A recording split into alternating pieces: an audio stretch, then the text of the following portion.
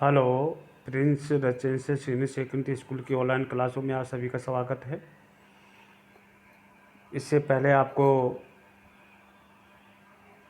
17 तारीख को आपको पढ़ाया, पंजीकरण के बारे में पर चर्चा कर रहे थे।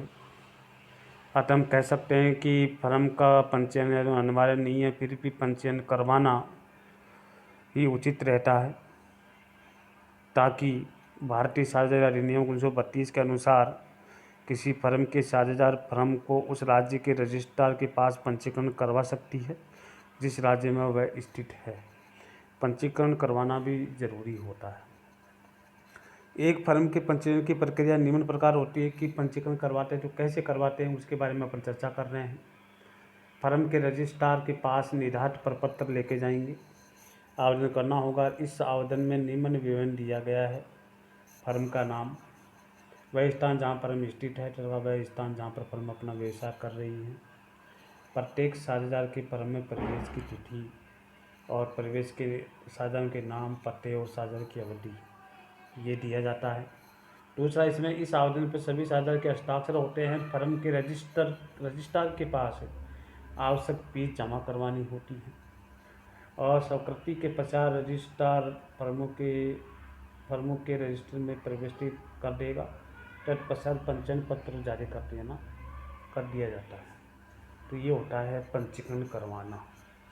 इसके बाद जो है सहकारी संगठन के बारे में अपन बात करेंगे कि सहकारी संगठन क्या होता है। वो देखिए, सहकारी शब्द का अर्थ होता है साझे उद्देश्य के लिए एक साथ मिलकर काम करना, उसे कहते हैं सहकारी शब्द। सहकारी का मतलब होता है साझे उद्देश्य के लिए, सभी के उद्देश्यों के लिए एक साथ मिलकर कार्य करना, उसे कहते हैं साझेदारी। सहकारी शब्द के नाम से जाना।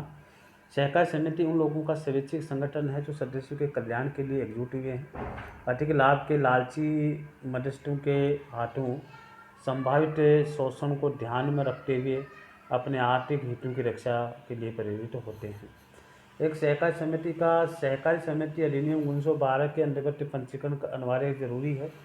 इसकी प्रक्रिया सरल है और समिति का गठन करने के लिए भी कम से कम 10 बालिग सदस्यों की स्वीकृति की आवश्यकता होती है। समिति की पूंजी को अंश का निर्गमन कर इसके सदस्यों से जुटाया जाता है और पंजीकरण के पश्चात समिति एक स्वतंत्र वैधानिक अस्तित्व प्रदान कर देती है। आइए सहकारी समिति की विशेषताओं के बारे में चर्चा करते हैं। तो इसमें क्या होता है, देखिए, सबसे पहला तो ये होता है कि स्वैच्छिक सदस्यता। सहकारी समिति की सदस्यता स्वैच्छिक ऐच्छिक होती है।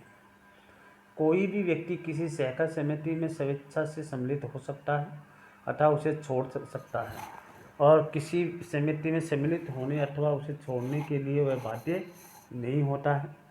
यद्यपि छोड़ने से पहले उसे एक नोटिस देना पड़ता है, लेकिन सदस्य बने रहने के लिए वह बाध्य नहीं होता है। इसकी सदस्यता खुली होती है तथा किसी भी धर्म, जाति अथवा लिंग भेद का कोई भी व्यक्ति इसका सदस्य बन सकता है। तो सबसे पहला विशेषता है स्वैच्छिक सदस्यता, कोई भी बन सकता है, कोई भी हट सकता है। दूसरा, वैधानिक स्थिति माने नियम। सहकारी समिति का पंजीकरण अनिवार्य है और इससे समिति को अपने सदस्यों से अलग पृथक अस्तित्व प्राप्त हो जाता है। समिति अनुबंध कर सकती है और अपने नाम में परिसंपत्ति रख सकती है। दूसरे पर मुकदमा दायर कर सकती है तथा दूसरे इस पर मुकदमा कर सकते हैं। तो इसके पृथक वैधानिक अस्तित्व के कारण सदस्यों में इसमें परिवेश अथवा उसको छोड़कर जाने का इस पर प्रभाव नहीं पड़ता है। समिति दायित्व। एक सहकारी समिति के सदस्यों का दायित्व उसके द्वारा लगाई गई पूंजी की राशि तक माना जाता है, सीमित होता है, और किसी भी सदस्य के लिए राशि अधिकतम जोखिम की सीमा है।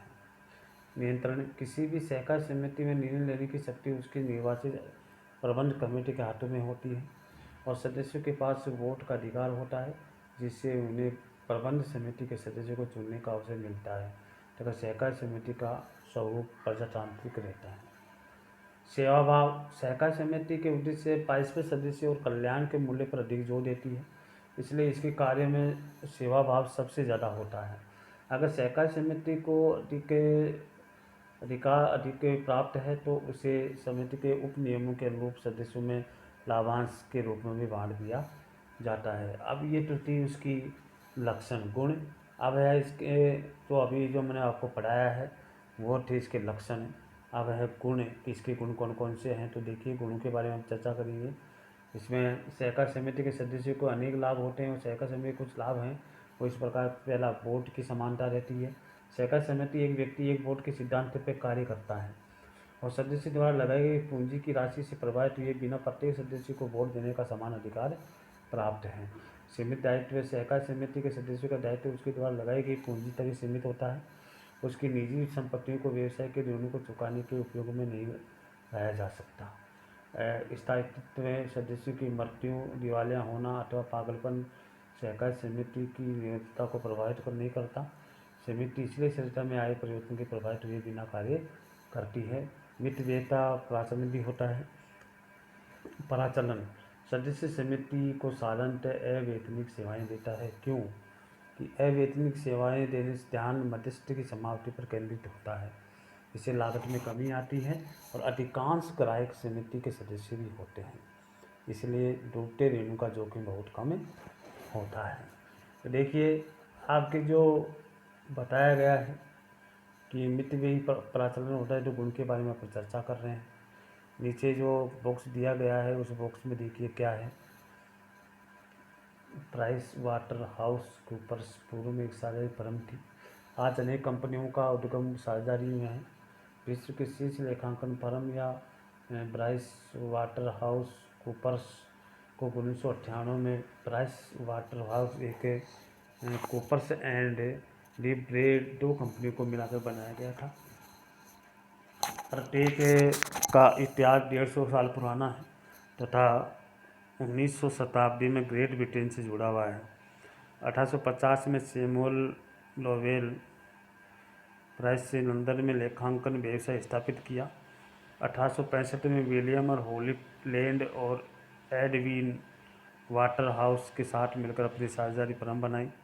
जैसे जैसे फर्म बढ़ी, पेशेवर कर्मचारियों में आवश्यक योग्यता प्राप्त लोगों को साझेदारी में सम्मिलित किया गया। 1980 के अंत तक प्राइस वाटर हाउस एक महत्वपूर्ण लेखांकन फर्म बन चुकी थी।